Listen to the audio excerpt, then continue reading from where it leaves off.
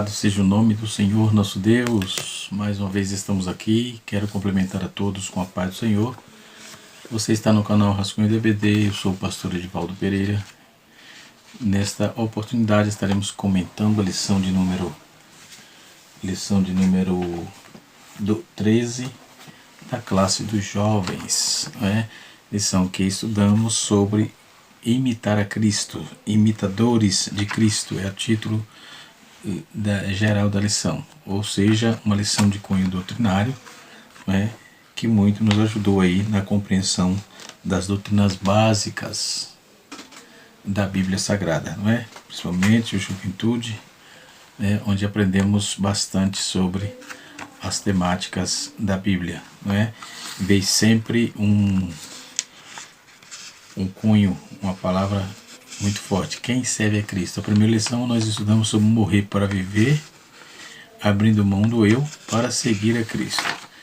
Na lição de número 2, nós estudamos ser discípulo, uma jornada de aprendizado ou de aprendizagem. Na lição de número 3, nós estudamos quem segue a Cristo, estuda a palavra. Quem segue a Cristo, na lição 4, quem segue a Cristo, cultiva a prática da oração e do jejum. Na lição 5, estudamos quem segue a Cristo, anda na prática do perdão e do amor. Quem segue a Cristo, lição de número 6, quem segue a Cristo compreende o reino de Deus. Lição 7, quem segue a Cristo anda em fidelidade. Na lição de número 8, nós estudamos quem segue a Cristo compartilha a mensagem da graça. Na lição de número 9, estudamos quem segue a Cristo aprende novos valores.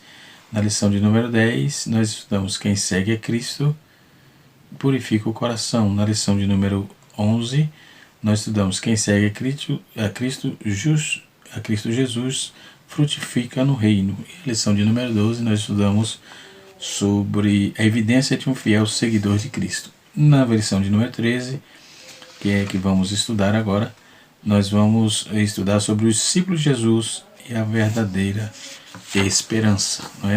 Querendo ou não, nós vamos falar nesse último tema, nessa última lição, sobre escatologia, que a esperança da igreja é um dia estar com Cristo. Bendito seja o nome do Senhor nosso Deus. Então nós estaremos aprendendo uma lição importante, fechando aqui o terceiro trimestre da classe dos jovens. Então, o discípulo de Jesus e a verdadeira esperança é o que vamos estudar. Na leitura proposta aqui, leitura bíblica em classe, nós temos Apocalipse capítulo 21, versículo número 1 a 5. E o texto proposto nos diz assim: e vi o céu, uma nova terra, porque já o primeiro céu e a primeira terra passaram, e o mar já não existe. E eu, João, vi a cidade santa, a nova Jerusalém, que de Deus descia do céu, abençoada como uma esposa ataviada para o seu marido. Versículo 3. E vi uma grande voz do céu que dizia: eis aqui o tabernáculo de Deus com os homens, pois com eles habitará, e eles serão o seu povo, e o mesmo Deus estará com eles, e será o seu Deus. Deus limpará, versículo 4, Deus limpará dos seus olhos toda lágrima, e não haverá mais morte, nem pranto, e nem clamor, e nem dor, porque já as primeiras coisas são passadas, e porque estavam sentadas sobre o trono de Deus, e o que estava sentado sobre o trono de Deus, eis que faço nova todas as coisas. E disse-me: escreve, porque essas palavras são fiéis e verdadeiras. Esta é a proposta do livro de Apocalipse, o livro da revelação. Então nós estaremos aprendendo sobre essa importante lição, e que de fato realmente nos traz aí assuntos sobejos. Quando vamos trabalhar em Apocalipse capítulo 21, nós vamos encontrar bastante simbolismo e também literalidade. Não é só simbolismo que temos, mas uma boa parte desse livro é um simbolismo interessante, uma tipologia bastante aguçada que muitos têm dificuldade de de estudá-lo, né? Então nós vamos aprender um pouco sobre este maravilhoso livro, Apocalipse, né?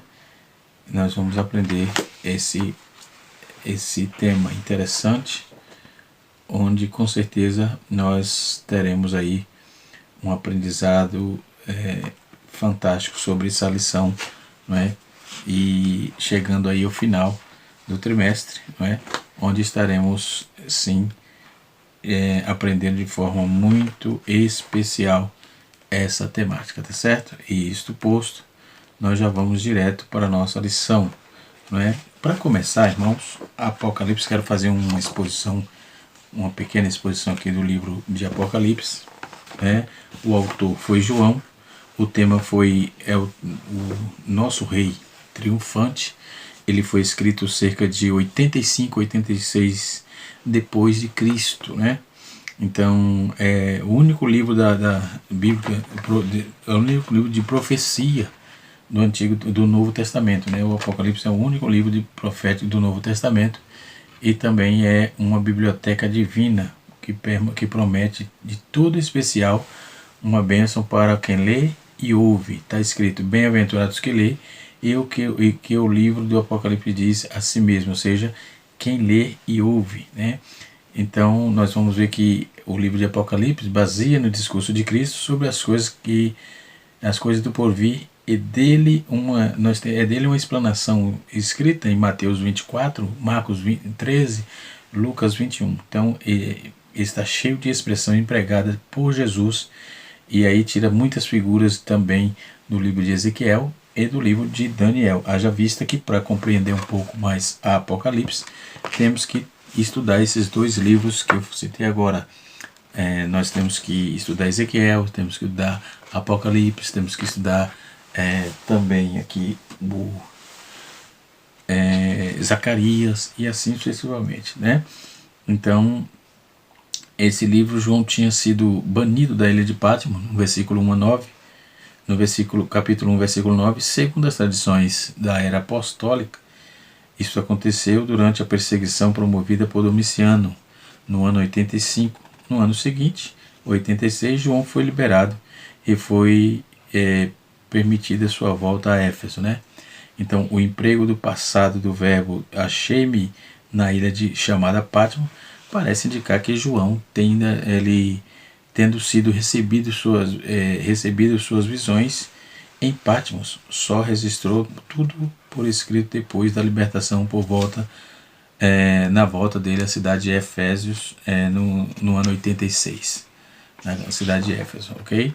Então são particularidades do Apocalipse. Uma coisa também que impressiona no livro do Apocalipse é quem examina a vasta literatura existente sobre o livro de Apocalipse é absolutamente dogmatismo, ou seja, que com tantos outros autores expõem suas opiniões, não é?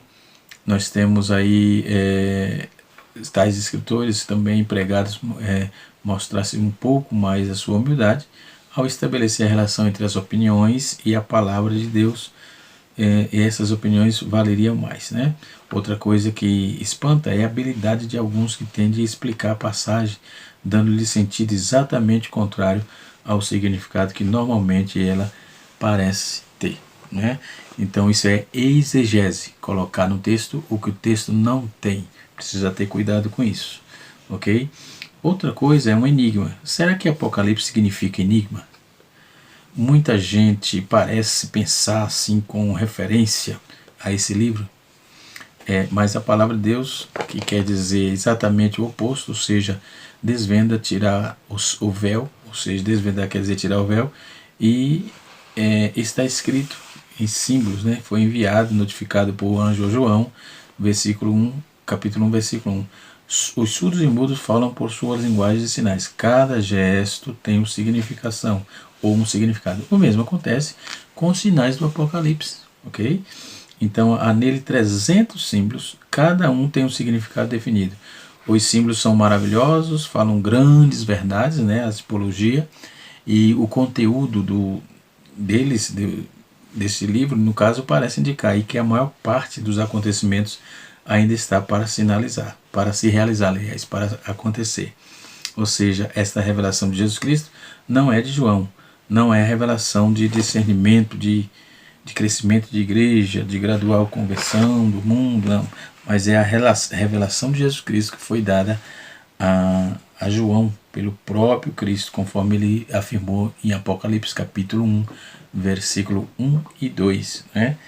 João afirmou isso. Então, o livro trata da volta de Cristo à Terra, do Senhor à Terra, descreve o preparo e a falta de preparo da igreja para esse grande acontecimento, capítulo 3, verso 20, né? E contém aí descrições dos acontecimentos que serão tremendos na terra e no céu.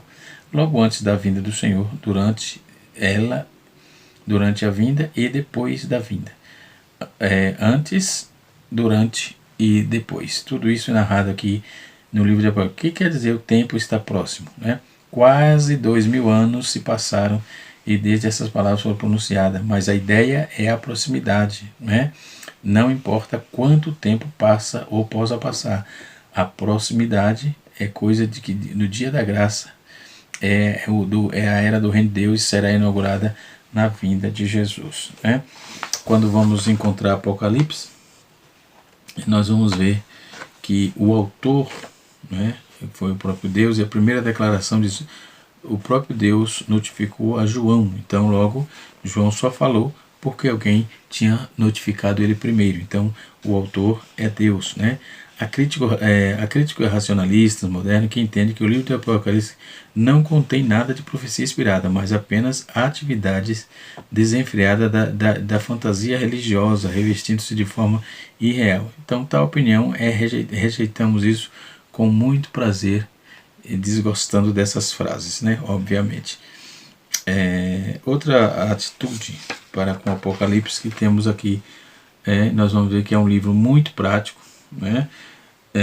O que era a ilha de Patmos? A ilha de Patmos deve seu renome, ou aquele que nele esteve preso, ou seja, fica a cerca de 96 quilômetros ao sudoeste de Éfeso, tem cerca de 16 quilômetros de extensão por uns 10 de largura, 10 quilômetros de largura, e desprovida aí de árvores rochosas.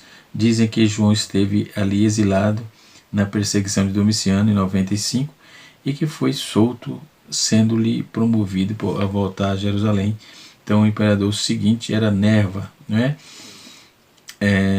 Vivendo aí até o reinado de Trajano, que começou nos anos 98 depois de Cristo, né? O pano de fundo histórico aqui do livro é essas visões foram concedidas. O livro foi escrito na luz do legume dos mártires sendo queimados, né? A igreja não tinha mais do que uns 50 anos de vida, tinha crescido enormemente, tinha sofrido e continuava a sofrer enormes perseguições. Primeiro, a perseguição dos cristãos, promovida pelo Império Romano, né? E levada a efeito aí uns 20 anos antes de ter sido escrito esse livro, o livro de Apocalipse. E foi a de Nero, né? Perseguição de Nero. Naquela perseguição, multidões de cristãos foram crucificados, lançados aos animais, e ainda envolto ainda suas roupas altamente em combustível, morrendo vivos, queimados vivos, né?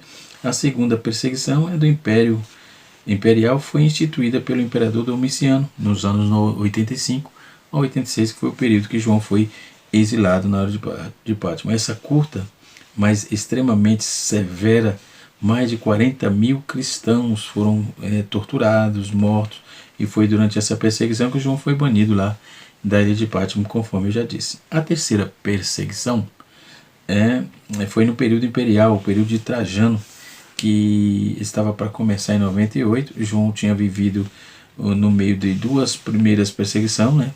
E estava prestes a entrar na terceira, já na tentativa do imperador do Império Romano de aniquilar a fé cristã. Então foram os dias negros para a igreja, e os dias mais negros que estavam para raiar, né? Então não havia só um problema de perseguição vinda de fora, havia também sinais de corrupção, né? Esse é um problema, e da apostasia que começava a solapar a igreja, vindos de dentro da igreja, né? parece que o propósito de Deus, ao dar esta revelação, era fortalecer aí a igreja para os dias terríveis, né, e futuros que lhe reservava. Então, qual era o propósito do livro de Apocalipse?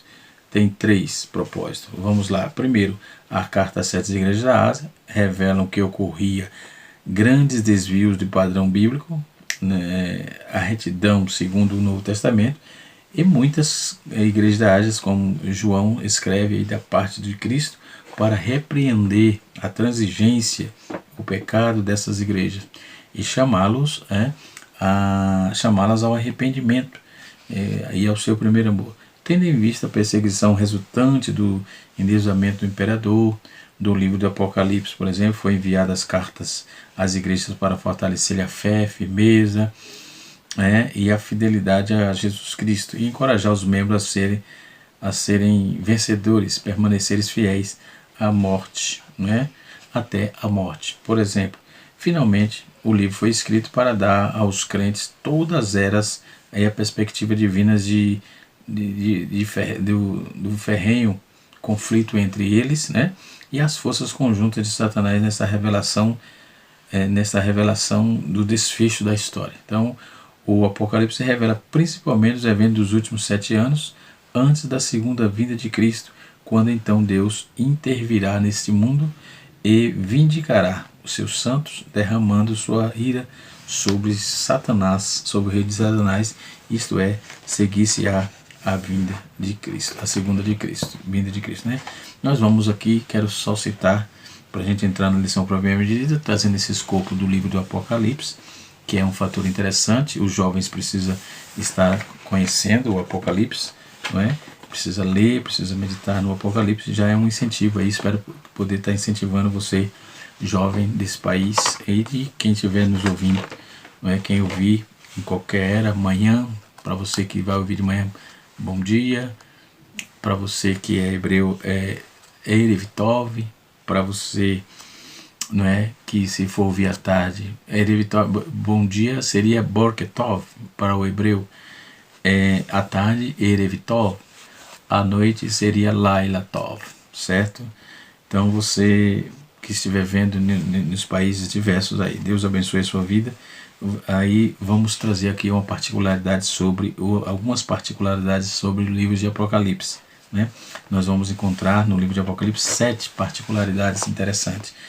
Ele é o único livro do Novo Testamento de profecia apocalíptica. Segunda curiosidade, o livro de Apocalipse e sua mensagem expressa através de símbolos e de realidade a respeito dos tempos e eventos futuros, e ao mesmo tempo esta mensagem encerra certo enigma ou mistério. Terceira particularidade, nós vamos ver que há números em abundância no Apocalipse, inclusive 2, 3, 4, 5, 6, 7, 10, 12, 24, 42, 44, 666, 1000, 1260, 7000, 12.000, 144.000, 100 milhões, 100 milhões, 200 milhões, Então esses números se destacam, em especial o número 7, que ocorre cerca de 500 ou de 54 vezes. O número 7 simboliza plenitude real e plena da realização de Deus.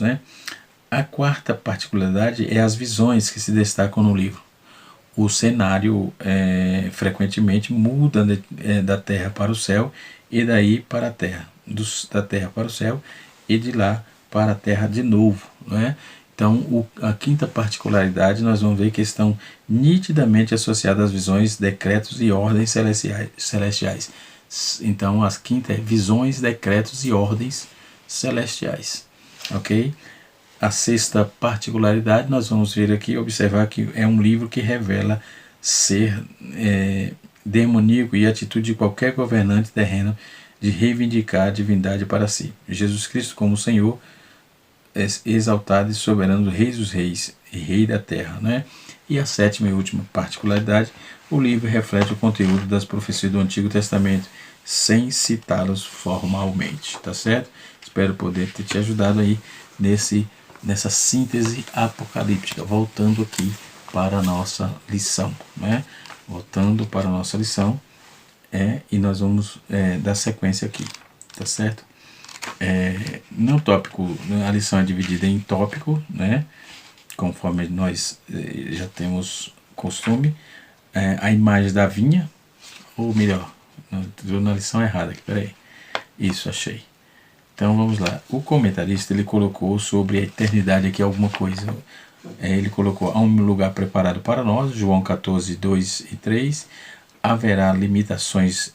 Não haverá limitações de ordem física, não seremos semelhantes a Jesus, teremos novos corpos, haverá um novo ambiente, teremos uma nova experiência em revelação à presença de Deus, não haverá mais morte, né? Outro fator importante é que, primeiro, nós temos aí a boa esperança, a esperança que destrói a angústia, né? Nós temos o tópico número 2, que é o caminho para o céu, ok? E nós temos aí a lição, o tópico de número 3, para a gente poder fechar aqui o assunto. O tópico de número 3, a nova vida no céu, ok? Então, há essa esperança da igreja, né, de um dia estar com Cristo. Eu não vou aqui polemizar, né, sobre essa temática, mas a esperança que destrói a angústia, em um mundo onde o coração de muitos se encontra adoecido, né, Jesus declara a seus discípulos que eles poderiam descansar em confiança e em paz, né? As palavras de Jesus devem servir de grande alento a todos os corações atribulados, onde está o fundamento da nossa fé. Onde está? Né? Exclusivamente em Cristo Jesus. Nenhuma instituição, pessoa ou coisa deve ocupar o lugar do Salvador no nosso ser, né? Fique claro ainda que somente por meio da fé podemos conhecer Jesus de Nazaré. Logo, o que busquemos em oração, adoração e louvor. Então, o caminho estreito que leva ao lugar de muitas moradas. Todas as visões proféticas sobre a vida eterna sempre aponta para o número dos salvos como multidões incontáveis, né? Então são bastante. Com certeza Deus não perderá para Satanás, até porque não é um jogo. Deus é o vencedor desde o dia que o inimigo foi lançado do céu à terra, não é? Foi tirado do lugar de pureza, não é? Então o melhor do céu é Jesus, certo? Subtópico número 3. Na lição no tópico 2 diz assim: conhecer o caminho, uma necessidade. Jesus disse que ele é o caminho, a verdade e a vida. Então, conhecer o caminho para o céu é uma necessidade. Ele advertiu os discípulos a respeito da necessidade de permanecer no plano divino, sem desvios, rotas alternativas ou atalho, ok? Então podemos entender isto, né, e compreender. Não existe refúgio ou jeitinho. O reino de Deus só teremos acesso em virtude da mediação do Filho de Deus, Jesus Cristo, ok? No terceiro tópico, o subtópico 2 diz que Jesus é o caminho, eu já citei, né? E o acesso, esse caminho nos leva ao acesso ao Pai. Não existe salvação sem comunhão. Quem deseja conhecer a Cristo, conhecer o Pai, assentado em glória, né, precisa tornar amigo do seu Filho, Jesus, né, nosso futuro e eterno, cujo objetivo central deve viver junto ao Pai. No tópico de número 3 diz assim: a nova vida no céu, a nova estrutura da existência celeste, a nova condição de comunhão celeste e a vida vitoriosa para quem está no céu. A verdadeira vitória, né? Mesmo viver para sempre com Jesus. Apocalipse de número 21, aliás, Apocalipse 21, versículo de número 7. Que Deus abençoe a sua vida. Deus abençoe. Muito obrigado por estar conosco esses 3 meses, nesse trimestre. E na próxima semana iniciaremos a lição 1 do 4º semestre, do 4º trimestre, ou melhor. Estaremos iniciando o 4º trimestre. Espero poder ter ajudado você na elucidação de algumas dúvidas que possa ter acontecido, tenha vindo no caminho. Deus abençoe sua vida, no nome precioso de Jesus, e até a próxima. Canal Rascunho DBD, ensinando para transformar vidas.